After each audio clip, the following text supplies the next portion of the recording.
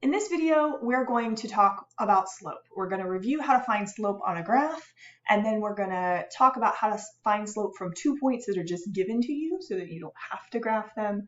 And then we're going to use slope to find a missing coordinate. So let's dive in. So first, let's review how to find slope on a graph. So slope is always m, and it's rise over run. Slope is easy and fun. Just remember rise over run. So here we have Sparky's puppy's weight and its age. And hopefully you know that as puppies grow, especially in the early months, they grow really fast. So this is a graph of his age and his weight. And at age 1 month, we have 3 pounds. And at age 3 months, we have 6 pounds. So the task is to find the slope of this line between the graph here. So it's rise over run. So run is 2 blocks, and the rise is 1, 2, 3, 3 blocks.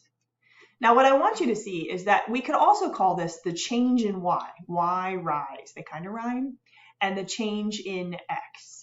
So rise is the change in y and run is the change in x. And let's look at that real quick.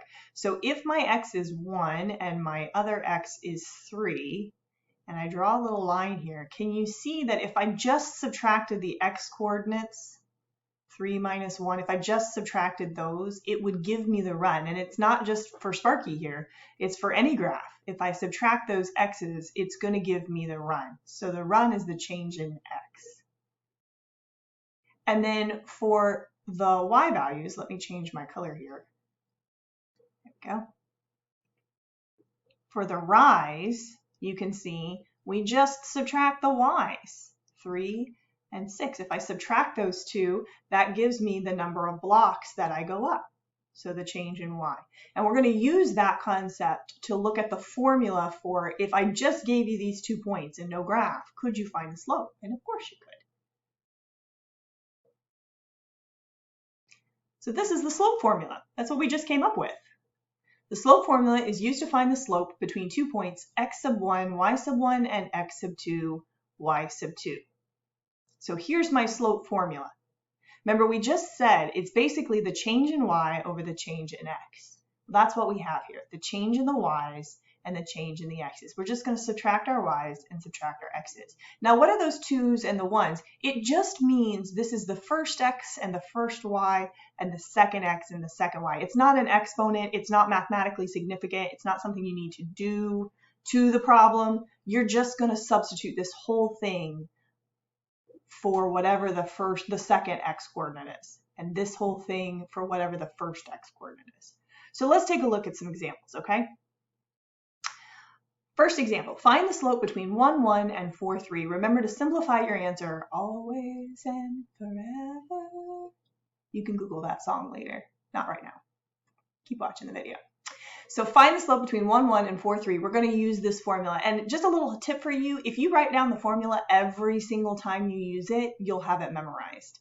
Y sub 2 minus y sub 1 over x sub 2 minus x sub 1. Write it down just like that and then start plugging in your numbers.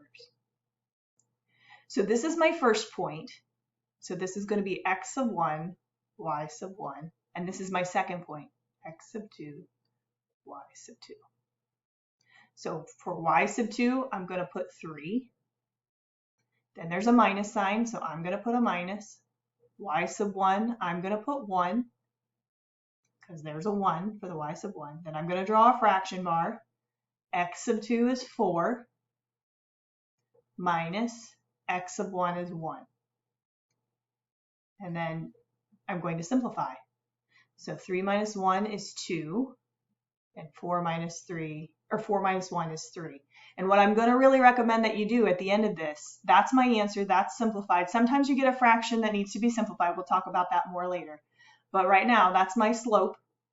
So I'm going to label it M, always and forever, label it M and circle it. And the reason why is later we're going to do more complicated problems and you're going to lose track of where your slope is. So label it M for slope and circle it. Just trust me. Just trust me. All right, the reason I put this graph here is I just wanted to show you one more time the connection between the graph and what we're doing algebraically with a formula. So I plotted the points. This is my first point and my second point. and I'm going to try to find the slope of the line that goes through this graph. Run, rise. So this was 1, 1, and this was 4, 3. And you can see what we did to find the run. We just took 1 and 4 and we subtracted them, and that gave me my run of 3. You see? And then we took the rise, which is 4, and the run, and the other y value is 1, and we subtracted them and we got 2. Oops, I used the wrong number there, didn't I? Just making sure you guys are paying attention. I wanted the y. It's 3 high. I see that now. And this one is 1 high.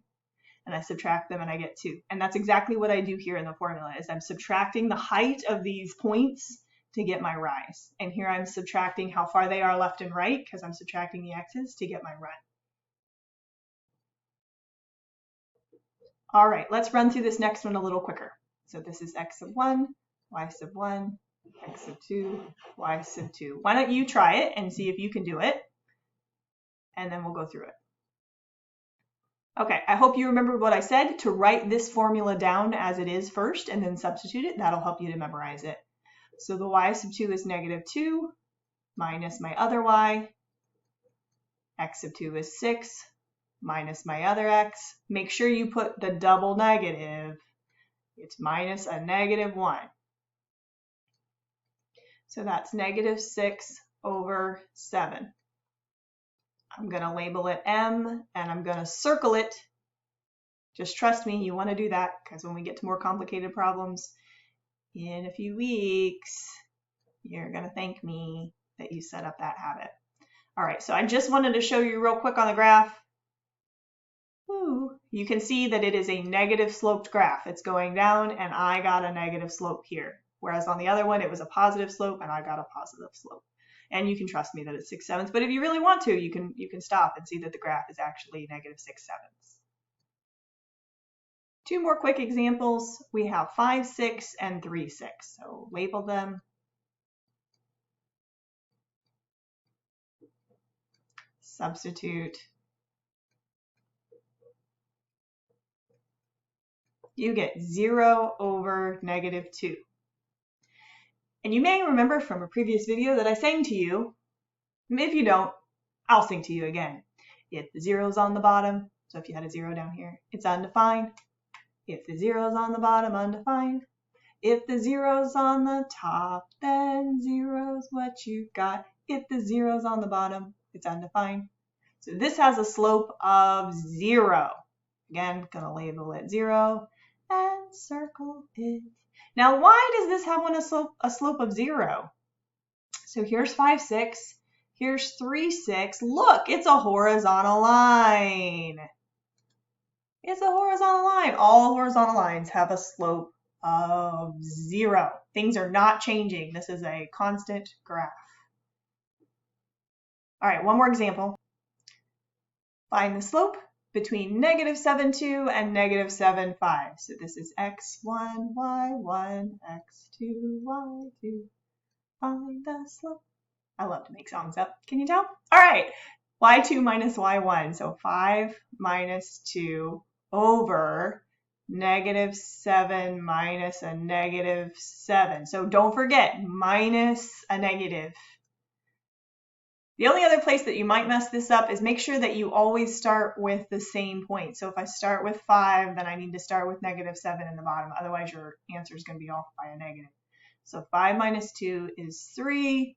7 minus a negative is the same thing as -7 plus 7, which is 0. And if the 0's on the bottom, it's undefined. If the 0's on the bottom, undefined.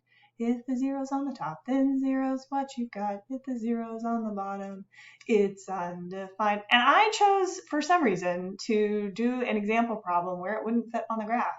That was not smart of me. But -7,2 would be right about here. We all make mistakes. -7,5 would be about here.